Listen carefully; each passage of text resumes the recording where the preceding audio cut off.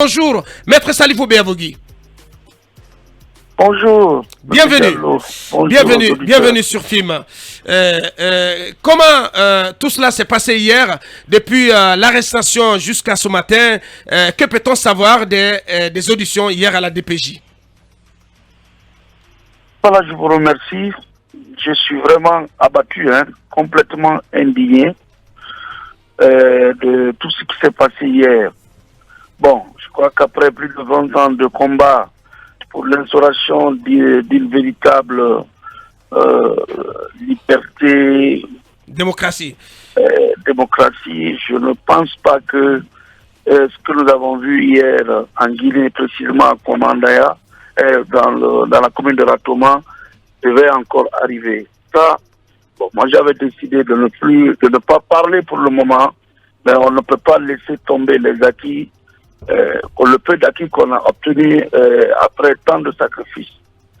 Hier, comme vous, tout le monde a suivi ce qui s'est passé, nos clients ont été arrêtés, violemment arrêtés au siège, et dans une brutalité inouïe, avant d'être conduits à la direction de la police judiciaire où ils ont été interrogés.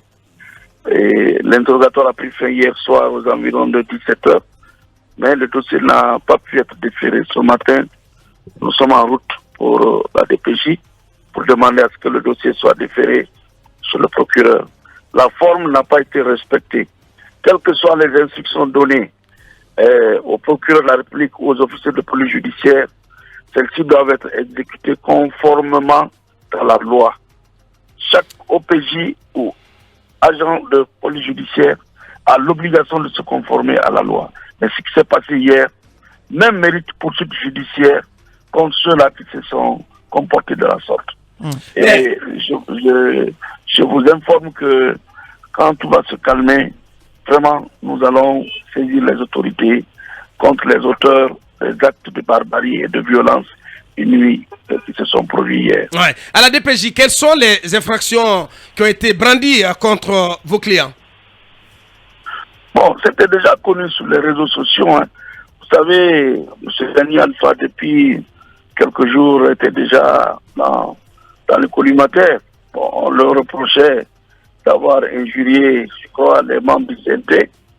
Bon, les deux autres, à savoir Fonike, Mangue et Bilo, on les reproche d'avoir outragé un magistrat ou des magistrats et d'avoir manqué du respect aux magistrats. Bon, évidemment, ce sont des infractions dont la preuve n'a pas été rapportée, parce que il faut plutôt chercher les causes réelles de leur interpellation ailleurs, mais pas dans la loi.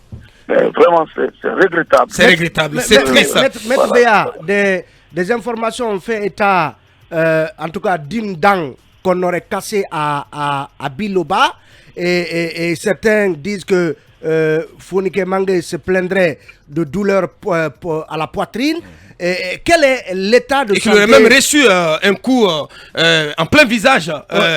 Mais il était traîné. Quel est l'état physique? Il était traîné, mais quel est l'état physique à bord du véhicule pick-up? Apparemment, il aurait reçu un coup aussi violent dans le visage. Quel est l'état physique et psychologique de vos clients, maître?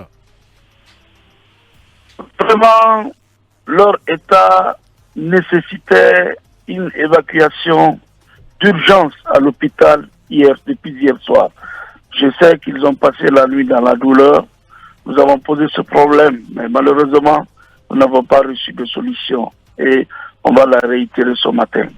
M. Silla a eu des blessures au dos, et au bas-ventre, et sa jambe gauche.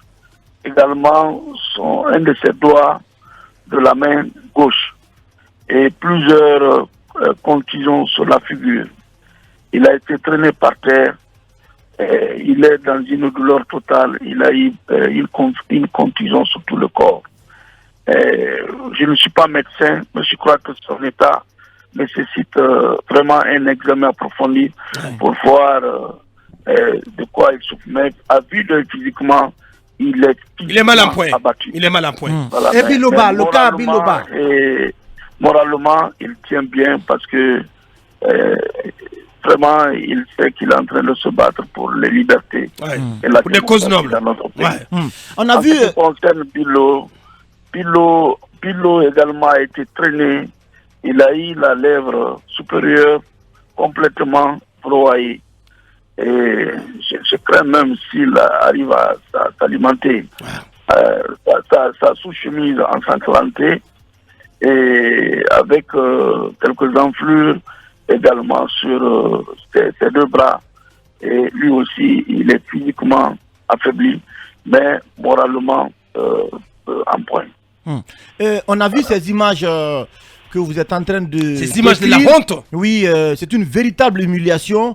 Est-ce que, au-delà des services de sécurité qui ont procédé à l'interpellation hier de vos clients, est-ce qu'on peut rendre le procureur Chalouette aussi responsable de ce qui est arrivé hier, puisque c'est lui qui a donné l'instruction, notamment à ses agents, d'arrêter les membres du FNDC? Vous savez, la vitrine d'un état de droit commence par le respect des libertés individuelles et collectives, surtout en ce qui concerne l'application stricte des règles du Code de procédure pénale. Bon, vous avez parlé d'un magistrat qui a donné des instructions. D'accord. Mais ces instructions devaient être exécutées conformément à la loi. En quoi faisant? Nos clients sont dans les quartiers, ils sont dans les communes. Ils sont dans les secteurs. Très simple. La police républicaine, dans un état de droit, ne peut pas ne pas faire venir un citoyen pour des fins d'enquête. C'est impossible. Surtout, nos clients sont des activistes de la société civile qui opèrent à visage découvert, qui vivent dans la société, qui sont connus et qui sont repérés et repérables. Bon, on aurait juste pu les déposer une simple convocation. Ça n'a pas été fait hier. Deuxième convocation, troisième convocation. Si il n'y a pas de réponse, l'officier de police judiciaire, l'enquêteur, s'adresse au procureur pour demander une réquisition pour comparution forcée. Je crois que prévu par l'article 54. Le procureur allait les autoriser de recourir directement à la force publique en se conformant à la loi, se saisir de la personne dans les règles de l'art, pas dans la brutalité que nous avons vue hier, et de la personne et l'amener à coopérer dans une procédure. Le tout avec respect. Mais ce qui s'est passé hier... Le tout avec le respect de la dignité humaine. Ce sont des sévices, c'est même criminel. Donc, nous en tirerons toutes les conséquences des droits.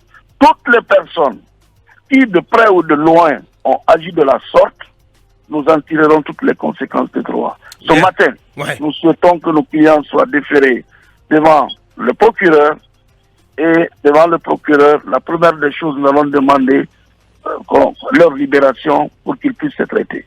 Parce que rien n'est pressé dans cette affaire. Tout ce qui s'est passé hier pouvait être résolu autrement que par cette voie. Bien. Maître Salifo Béavogui, avocat du FNDC. Grand merci à vous, maître. Merci de vous être prêté à nos questions ce matin. Merci bien. Bon courage.